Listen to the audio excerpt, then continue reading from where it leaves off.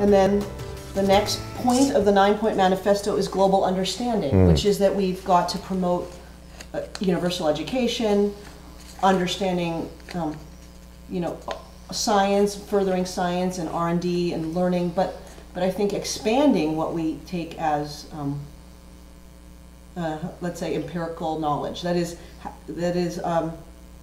our sense of what's real and what's not real is very limited in scope right now, and it's allowed us to justify, let's say, a very materialistic orientation and a capitalist orientation because we really know the world through our 5 senses, and it's given us great benefits.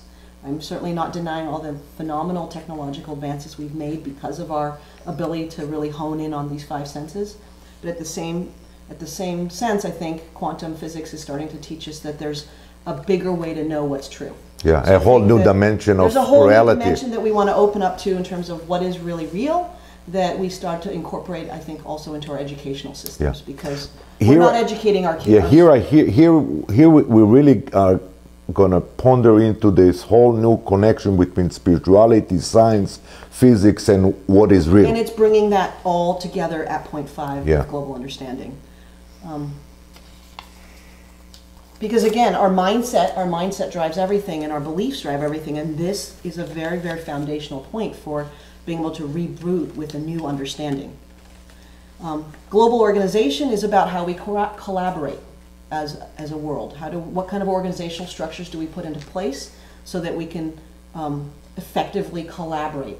What kind of multilateral international organizations and bodies do we put in a place so that there's constant and consistent collaboration, and that is what point 6 is about. Yeah, here is really what the vision of the World Bank is like that. The IMF. I mean, these are organizations. Global organization that for global society. That's right. That's what Gordon Brown and some leaders are actually who open their eyes are actually pointing that it must happen in order for the whole thing to. And how do we think both of our nation, but also transnationally?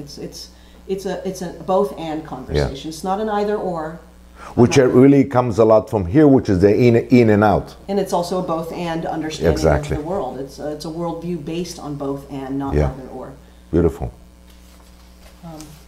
Global freedom. And so this is, Tal and I started the conversation around financial freedom, and I got to thinking, okay, well, what exactly is financial freedom? At one level, financial freedom is simply the freedom not to worry about our money, which mostly would be defined as I've got such a large pot of money in the bank, I don't have to worry about money.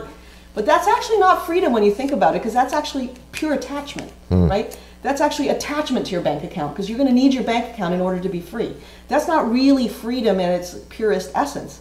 Global financial freedom is our freedom to be, I'd say that money is coming in and out of our lives in such an organic way that there's just freedom to be and expressing who we are, living at our highest potential, being of our highest value, and that money comes in and out just like air. Like oxygen. That to me is freedom. And then global freedom is the freedom for all human beings to fully express themselves, to fully be human, to fully speak what they want to speak, work the way they want to work, express the way they want to express it. And be part of this global family, global unity, global centric, and be part of the whole. Absolutely. Yeah. And lastly, or not lastly, but just as another piece of it, global justice, which is about the rule of law, which we still need. So when we're above the line and we're designing this, let's say, utopian society above the line, what we're actually going to do is recognize that we always have the potential as human beings to fall below the line. I mean, it's the more realistic and appropriate way to frame the worldview. Not that we don't have the potential. We set our expectations at the highest levels. We set global expectations above the line, always recognizing that humans still have the capacity to fall below the line. And so global justice is about having the rule of law matter.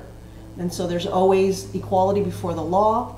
And those are the design principles and their values. Design principle, and that allows people to be empowered to be fully human. Because without the rule of law and our potential for falling below the line, of course, we can then get back into a big mess.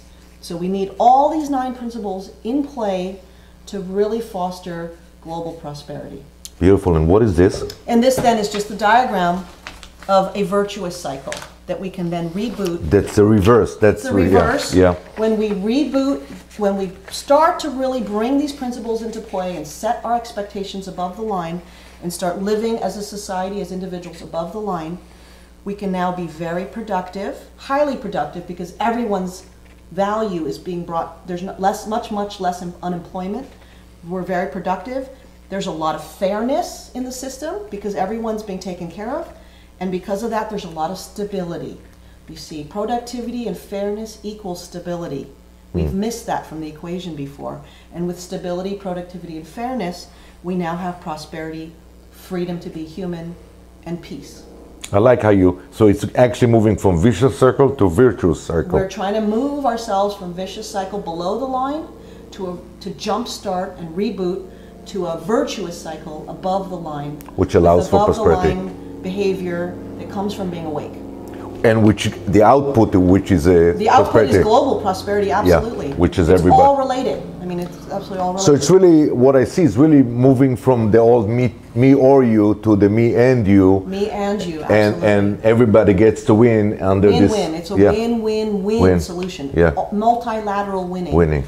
No one is threatened. No one is going to be worse off. In fact, everyone's better off, including businesses, including nations, including individuals. Some of us, years ago, there was the Brazil 21st agenda, and the beautiful Rauschenberg poster that I have it back home, it says, I pledge to make the earth a secure and hospitable home for present and future generation. And I added, so help me God. And looks like, Margaret, with this Prospect Manifesto, we are way into... This Prosperity Manifesto addresses one thing that has always niggled at me with the current system, which is we don't have incentives to take care of future generations. With self-regulation and sustainability as fundamental principles and a quantum point of view, it's not just now that matters, it's past that matters and the future that matters. So we're taking all time consideration into consideration in our behaviors right now. Beautiful. Yeah. Thank you very much. See you on our next episode as the future unfolds.